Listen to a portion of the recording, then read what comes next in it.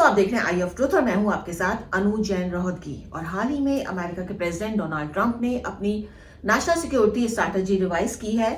और रिवाइज जो की है उसमें इंडिया को बहुत ज्यादा इंपॉर्टेंस दी गई है। और ये थोड़ा सा लोगों को चकित भी कर रहा है, हैरान करने वाला ही है, क्योंकि पिछले दिनों जिस तरह के घटनाक्रम हुए हैं, जिस तरह की स्ट्रैटेजी उसने अपनाई है, उससे लग रहा था कि ट्रंप और मोदी की दोस्ती टूट गई है और दोनों देश एक दूसरे से दूरी बनाए हुए हैं और अंदर जो है आपस में बहुत ज्यादा अंदरूनी कुछ ना कुछ चल रहा है। लेकिन हाल ही में जब ये स्ट्रैटेजी सामने आई है, नेशनल सिक्योरिटी स्ट्रैटेजी अमेरिका की, तो उससे लग रहा है कि इंडिया की इंपॉर्टेंस अमेरिका के लिए बहुत ज्यादा है। और ये अपने आप में उसकी जो स्ट्रैटेजी सामने जो पॉइंट्स आई हैं वो बता रहे हैं। और इन्हीं पर चर्चा करने के लिए आज हमारे साथ फॉर्मर मेजर जनरल पीके सहगल सर एक बार फिर हमारे साथ आई ऑफ ट्रुथ के साथ है। नमस्कार सर। तो सबसे पहले सर यही है कि जैसा हमने बोला है कि जो हालात चल रहे थे और जब लग रहा था कि ट्रंप और मोदी की जो दोस्ती थी वो खत्म हो गई है, जिस तरह से टैरिफ इतने ज्यादा लगाए थे अमेरिका ने और तमाम तरह की जो धमकियां थी वो मिल रही थी, लेकिन अब जो नेशनल जो सिक्योरिटी स्ट्रैटेजी अमेरिका की आई है उसमें इंडिया को बहुत ज्यादा इंपॉर्टेंस दी गई है। तो आपका क्या मानना है इस बारे में? देखो, अमेरिका की जो नेशनल सिक्योरिटी स्ट्रेटजी है उसका केवल और केवल एक मकसद है, और वो मकसद है कि अमेरिका की military dominance, strategic dominance, political dominance और ज्योग्राफिक डोमिनेंस बनी रहे। अमेरिका चाहता है कि वो हर क्षेत्र में America should remain the first. Indo Pacific को साफ तौर पर जानता है कि इंडो पैसिफिक एक ऐसा इलाका है जो 21st सेंचुरी में इकोनॉमिक और ग्लोबल इश्यूज़ में सबसे बड़ा बैटल ग्राउंड होने जा रहा है। अमेरिका के इस इलाके के अंदर 100 से ज़्यादा बेसिस है, 14 बेसिस तो जापान में है, 3,75,000 फौज उसकी यहाँ पर है। फिर इंडिया में सर नहीं, इंडो पैसिफिक की बात कर रहे हैं आप यहाँ पे। फिर ये जो इलाका है इसमें दुनिया का 50% जीडीपी इस इलाके के अंदर है। दुनिया का 1/3 ऑलमोस्ट 35 to 40% ट्रेड इस इलाके से होकर जाती है। और अमेरिका के $2 ट्रिलियन एसेट्स हैं इस इलाके के अंदर। सर यहाँ पे आपसे पूछना चाहूंगी, जैसे आप इंडो स्पेसिफिक की बात कर रहे हैं, पैसिफिक की बात कर रहे हैं, लेकिन इंडिया में अमेरिका का अगर हम टोटलिटी में इंडिया को देखें तो कितना ज्यादा अमेरिका डिपेंडेंस है इन सब चीजों के लिए? ये उसी के ऊपर निर्भर है। अमेरिका साफ तौर पर जानता है कि इस इलाके के अंदर उसको सबसे बड़ा जो चैलेंज है वो चाइना की तरफ से। चाइना की दादागिरी बड़ी ज़बरदस्त है। चाइना जो है पूरे 9 डैश लाइन तक, जो हैनान से तकरीबन 1200 किलोमीटर नीचे तक पूरे पानी को कब्जा करना चाहती है, पूरा एयर स्पेस करना चाहती है, टोल लगाना चाहती है कि जो भी शिपिंग वहाँ से जाएगी। और अमेरिका की अपनी शिपिंग ही ऑलमोस्ट 35 to 40% इधर से होकर जाती है। तो अमेरिका जानता है कि 10,000 किलोमीटर दूर है ताइवान अमेरिका से। इस इलाके में चाइना का मुकाबला करने के लिए उसको एक हिंदुस्तान जैसे देश की आवश्यकता है, बड़े देश की आवश्यकता है। बड़े देश की आवश्यकता है। इसलिए हिंदुस्तान को एक स्ट्रॉन्ग नेशन के रूप में खड़ा करना चाइना का नेशनल इंटरेस्ट है। इसी माफिक रशिया का भी एक strong India is interest of Russia. और पुतिन ने साफ तौर पे कहा कि हम चाहते हैं कि हिंदुस्तान स्ट्रॉन्ग बने, क्योंकि पोटेंशियल खतरा रशिया को भी चाइना से, अमेरिका को भी पोटेंशियल खतरा चाइना से है। सर यहाँ पे बहुत कंफ्यूजन है। अब ये तो माना जाता है कि चाइना और रशिया दोस्त है, और आप कह रहे हैं कि पुतिन भी ये समझ रहे हैं और रशिया भी यही समझ रहा है कि पोटेंशियल खतरा चाइना से। ऐसा क्यों सर? रशिया की पॉपुलेशन 130 से 140 मिलियन है, चाइना की पॉपुलेशन 1,450 मिलियन है। चाइना ने बहुत बड़े पैमाने पर रशिया के कई इलाकों के ऊपर इंक्रोचमेंट कर दिया है। रशिया को ज़बरदस्ती इसको नज़रअंदाज करना पड़ रहा है।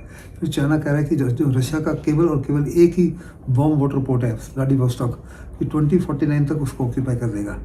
रशिया साफ तौर पे जानता है कि उसका सबसे बड़ा दुश्मन पोटेंशियल जो है वो चाइना है। खतरा उसको चाइना से है, अमेरिका से खतरा नहीं है, हिंदुस्तान से खतरा नहीं है, यूरोप से खतरा नहीं है। और इसी को निगाह में रखते हुए चाहता है कि हिंदुस्तान को स्ट्रॉन्ग बनाया जाए ताकि हिंदुस्तान चाइना को चेकमेट कर सके। तो यहाँ अगर हम जानना चाहें सर कि चाइना के कारण जो है अमेरिका को भी पूरा इंटरेस्ट आ रहा है इंडिया में, और जो रशिया है और जो पुतिन का भी दौरा हुआ है उसको भी बहुत ज्यादा इंटरेस्ट इंडिया में, मतलब अपना एक कारण जो अपना कहते हैं ना, ये देश बहुत ज्यादा अपॉर्चुनिस्टिक है। तो क्या यही रीजन है? वैसे कोई दोस्ती कुछ इसके पीछे नहीं है कि ट्रंप की मोदी जी से दोस्ती है या पुतिन मोदी जी के बहुत क्लोज हैं? देखो, हर देश को अपना इंटरेस्ट जो है that is the first and foremost. जहाँ तक ट्रंप का ताल्लुक है, Trump always believes in America first, always and every time. जैसे कि मैंने कहा, वो साफ तौर पे चाहते हैं कि 21वीं सेंचुरी में अमेरिका की मिलिट्री डोमिनेंस, अमेरिका की economic dominance, strategic dominance, political dominance कायम रहे दुनिया के हर क्षेत्र में। और सबसे इम्पोर्टेंट क्षेत्र जो है, एक तो उसका वेस्टर्न हेमिस्फीयर है जो लैटिन अमेरिका वगैरह है, और दूसरा जो है इंडो पैसिफिक है। और साफ तौर पे जानता है कि इंडो पैसिफिक को जो कंट्रोल करेगा 21वीं सेंचुरी में, वास्तव में दुनिया को कंट्रोल करेगा। और वो साफ तौर पे जानता है इस इलाके में चाइना को अगर चेकमेट करना है, उसकी दादागिरी को चेकमेट करना है, और आपको ग्लोबल कॉमन्स को फ्री रखना है नेविगेशन के लिए और एयर स्पेस की मूवमेंट के लिए, तो हिंदुस्तान बहुत ही इम्पोर्टेंट है। इसलिए वो हिंदुस्तान के साथ रिश्ते नाते इंप्रूव करना चाहता है, बढ़ाना चाहता है, इरिस्पेक्टिव ऑफ ट्रम्प के टैरिफ्स या ट्रम्प की नाराजगी। तो ऊपर से ही है ये टैरिफ और नाराजगी। एक बात और यहाँ पे आ रही है कि अगर वो हिंदुस्तान को जो स्ट्रांग बनाना चाहते हैं, जैसे कि आप कह रहे हैं कि रशिया भी चाहता है और अमेरिका भी चाहता है, तो इन दोनों देशों से इंडिया को क्या फायदा होने वाला है? क्योंकि वो इंडिया को स्ट्रांग करना चाह रहे हैं, अपने हित में कर रहे हैं, लेकिन यहाँ इंडिया को क्या फायदा होगा? इंडिया को ज़बरदस्त फायदा होगा। इंडिया की बहुत बड़ी दुश्मनी है चाइना के साथ में। चाइना, पाकिस्तान, बांग्लादेश मिलकर हिंदुस्तान को बर्बाद करना चाहते हैं, हिंदुस्तान की इकोनॉमी को लोअर करना चाहते हैं। चाइना नहीं चाहता कि हिंदुस्तान जो एक बड़ी शक्ति के रूप में उभरे, खास करके वो चाहता है कि एशिया के अंदर तो हिंदुस्तान सबसर्विएंट रहे, हिंदुस्तान चाइना की बातचीत माने। लेकिन हिंदुस्तान साफ तौर पे कह रहा है कि हम एक ग्रोइंग शक्ति है, हमारी ग्रोइंग इन्फ्लुएंशियल पावर है, और हम वही करेंगे जो हिंदुस्तान के हित में है। अगर देखो, हिंदुस्तान को भी अमेरिका ने अपना स्ट्रैटेजिक लाई बनाया हुआ है, रशिया ने भी स्ट्रैटेजिक लाई बनाया है। दोनों ही देश अपना सब कुछ लेटेस्ट टेक्नोलॉजी ट्रांसफर करना चाहते हैं, हर प्रकार की मिलिट्री सहायता। यही सर, मैं जानना चाह रही हूँ कि क्या क्या चीजों के आने वाले समय में इंडिया को फायदा होगा अगर वो दोनों देश ही इंडिया के फेवर में और इंडिया को स्ट्रांग बनाना चाहते हैं। देखो, जहाँ तक रशिया का ताल्लुक है, रशिया ने कहा नो होल्ड्स बार्ड, जो इंडिया चाहेगा हम देने के लिए तैयार है, चाहे वो S-400 है, S-500 है, या एक उनकी नई मिसाइल है जिसकी रेंज 200 से 300 किलोमीटर है। वही चाइना ने पाकिस्तान को एयर टू एयर मिसाइल दी है, जिसको BVR मिसाइल कहते हैं, बियॉन्ड विजुअल रेंज, जिसकी 300 किलोमीटर रेंज है। हमारी जो सबसे ज़्यादा राफेल के साथ है मेटेओर मिसाइल, उसकी रेंज 150 किलोमीटर है। So we are out distance. उसको मेकअप करने के लिए Russia is offering the latest missile, जिसकी रेंज तकरीबन 200 से 300 किलोमीटर है। साथ ही साथ रशिया हमको S-500 मिसाइल भी देना चाह रहा है, हमको एक लॉन्ग लीज पर 10 साल की लीज पर न्यूक्लियर सबमरीन भी ऑफर कर रहा है। यानी दूसरे लफ्ज़ों में फिर Su-30 को अपग्रेड करने की सहायता के लिए हर चीज़ जो हम चाहते हैं वो देने के लिए तैयार है। इसी माफिक अमेरिका ने हमको देखो पिछले कुछ सालों में अनेकों आपको प्रेडेटर ड्रोन्स दिए हैं जो दुनिया में सबसे अहम है इंडो पैसिफिक के ऊपर नज़र रखने के लिए। फिर आपको रोमियो हेलीकॉप्टर दिए हैं जो एंटी सबमरीन वॉरफेयर के लिए दुनिया के सबसे बेहतरीन। फिर आपको चिनूक्स हेलीकॉप्टर दिए हैं, आपको हरकुलिस दिए हैं, आपको स्टार लिफ्टर दिया है, फिर आपको लेटेस्ट हवाई जहाज अपाची हेलीकॉप्टर, अटैक हेलीकॉप्टर दिया है। और अमेरिका ने आपको तमाम सहूलतें, जैसे रशिया ने रिलोस दिया है कि आप रशिया के बेसिस को इस्तेमाल कर सकते हो, लॉजिस्टिक्स एक दूसरे का इस्तेमाल कर सकते हो। उसी माफिक अमेरिका के साथ एग्रीमेंट पहले हो चुकी है, जहाँ अमेरिका के जितने एसेट्स हैं, जैसे कि मैंने कहा 100 बेसिस हैं इंडो पैसिफिक में, आप उनको सबको इस्तेमाल कर सकते हो। यानी दोनों ही देश अपने अपने हित के लिए, अपने अपने फायदे के लिए हिंदुस्तान को मूव कर रहे हैं। जी सर, एक क्वेश्चन यहाँ पे आ रहा है कि पुतिन ने अभी हाल ही में इंडिया का दौरा किया और ऐसे में आपको लगता है कि जो इंडिया के ऊपर टैरिफ लगी हुई है, ट्रम्प को कहीं ना कहीं ये लग रहा होगा या लगेगा आगे जाके कि कहीं पुतिन या रशिया इंडिया के ज्यादा क्लोज ना आ जाए, क्योंकि आप कह रहे हैं कि वो भी इंडिया को क्लोज लाना चाहता है, आना चाहता है। तो ऐसे में क्या आने वाले समय में जो टैरिफ इंडिया के ऊपर जबरदस्त लगाए गए हैं, क्या इसको हटाने की या कम करने की संभावना है? मुझे तो साफ तौर पर नजर आता है कि ट्रम्प को रियलाइज हो चुका है कि ये एक किस्म से बहुत बड़ा स्ट्रैटेजिक ब्लंडर था। लेकिन ट्रम्प एक इगोइस्ट है, वो आसानी से अपनी गलती को कबूल नहीं करेगा। लेकिन जब FTA साइन हो जाएगा हिंदुस्तान और अमेरिका का, ये कब होता है ये तो मैं नहीं जानता, लेकिन वो इंसिस्ट कर रहे हैं कि हिंदुस्तान जो है उनसे डेयरी फार्म की चीज़ें खरीदे, कुछ एग्रीकल्चर प्रोडक्ट खरीदे। हिंदुस्तान कह रहा है कि हम अपने फार्मर्स की और डेयरी फार्मर्स के उनके इंटरेस्ट को कॉम्प्रोमाइज़ नहीं कर सकते, ना ही हम फिशरमैन के कॉम्प्रोमाइज़ कर सकते। और हम ऐसा FTA चाहते हैं जो दोनों के लिए फायदेमंद हो, दोनों के लिए विन विन हो। इसमें टाइम लग सकता है, लेकिन अमेरिका साफ तौर पे जानता है कि जितनी जल्दी होगा वो ट्रम्प जो है टैरिफ कम कर देंगे। इसके बावजूद हिंदुस्तान पुतिन से और एनर्जी सिक्योरिटी मांग रहा है और एनर्जी सिक्योरिटी शायद लेगा। पुतिन ने ऑफर किया कि हर प्रकार की एनर्जी सिक्योरिटी देगा in terms of additional oil, additional gas, additional LNG products, और हिंदुस्तान ने उसका कबूल किया। फिर साथ साथ वो आपको न्यूक्लियर रिएक्टर दे रहा है, स्मॉल मॉड्यूलर न्यूक्लियर रिएक्टर्स बड़े पैमाने पर, जिससे आपकी 30 गीगावाट से 100 गीगावाट्स न्यूक्लियर एनर्जी से आपकी एनर्जी सिक्योरिटी बढ़ सकती है। ऐसे में रशिया का चाहे एक कोशिश है कि रशिया, इंडिया, चाइना एक बड़ा ब्लॉक बन जाए जो वेस्ट को न्यूट्रलाइज कर सके या वेस्ट को चेकमेट कर सकते। अमेरिका की कोशिश है कि हिंदुस्तान को चाइना और रशिया से भी वे किया जाए और उनके पास न जाने दिया जाए। सो दोनों की जो पॉलिसी है हिंदुस्तान के फेवर में काम करेगी। हिंदुस्तान जो है, मुझे लगता है कि उसकी कूटनीतिक पॉलिसी जो है, फॉरेन पॉलिसी बहुत ही कामयाब रही है। लेकिन सर, जो अगर आप फॉरेन पॉलिसी की बात करते हैं तो मोदी जी पे ये भी सवाल उठते हैं और मोदी सरकार पे, क्योंकि जो फॉरेन पॉलिसी है वो बिल्कुल बेकार है। क्योंकि रिसेंट पास्ट में अगर हम देखा जाए तो हमारे आसपास जितने भी देश हैं, धीरे धीरे, जैसे चाहे नेपाल तक भी है, वो भी आजकल इंडिया के अगेंस्ट ही काम कर रहा है। चाहे बांग्लादेश तो अभी आया ही है, श्रीलंका ने पिछले दिनों काफी अपने नखरे दिखाए थे, उसके बाद मालदीव्स को लेकर के भी बहुत हुआ था।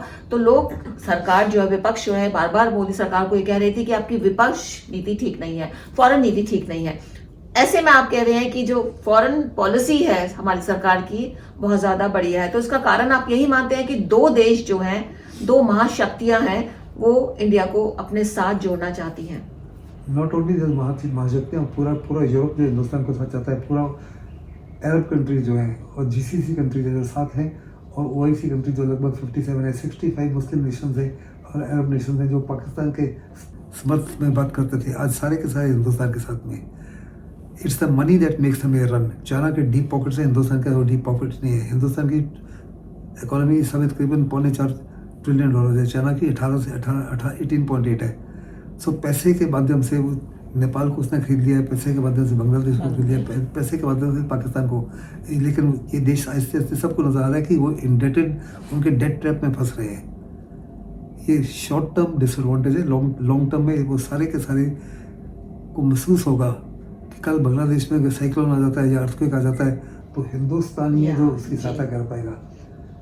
चाइना बड़ी दूर है, पाकिस्तान बड़ी दूर है, Hindustan will always be the first responder.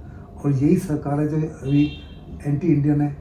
Election वहाँ मार्च में होनी है, जो नई सरकार बनेगी दी कैनॉट बी एंटी इंडियन, क्योंकि बांग्लादेश अपनी इकोनॉमिकली बहुत ज़्यादा डिपेंडेंट है हिंदुस्तान के। ऑयल हिंदुस्तान से जाता है, गैस हिंदुस्तान से जाता है, एनर्जी हिंदुस्तान से जाती है, उसका रॉ मटेरियल जो है टेक्सटाइल इंडस्ट्री हिंदुस्तान से जाता है, पानी हिंदुस्तान से जाता है। तकरीबन 14 से 15 बड़ी नदियाँ हैं जिनका पानी हिंदुस्तान में जाता है। हिंदुस्तान उनके खिलाफ वही कर सकता है जो हिंदुस्तान पाकिस्तान को कह रहा है कि blood and water can not flow together. और बांग्लादेश को सुखा सकते हैं, बांग्लादेश में फ्लडिंग कर सकते हैं। और हिंदुस्तान साफ तौर पे कह रहा है कि हम ऐसा कुछ नहीं करेंगे, क्योंकि वो उनके लोगों के हित में नहीं है, हिंदुस्तान के लोगों के हित में नहीं है। और जहाँ तक आपने पाकिस्तान की बात की, in the global scenario Pakistan is inconsequential. ना तो रशिया के लिए आज कॉन्सिक्वेंशियल है, ना अमेरिका के लिए। लेकिन ट्रंप की फैमिली का फायदा हो रहा है, क्योंकि आसिम मुनीर जो है क्रिप्टो करेंसी बड़े पैमाने उठा रहे हैं। और क्रिप्टो करेंसी जो है उसे बायोन्स कंपनी जो है जिसके उसमें बहुत बड़े शेयर होल्डर्स हैं ट्रंप की फैमिली। और केवल उसके लिए ट्रंप उनको इन्वाइट कर रहा है, उनके क्लोज कर रहा है। और ट्रंप की कोशिश है कि पाकिस्तान को चाइना से अलग किया जाए।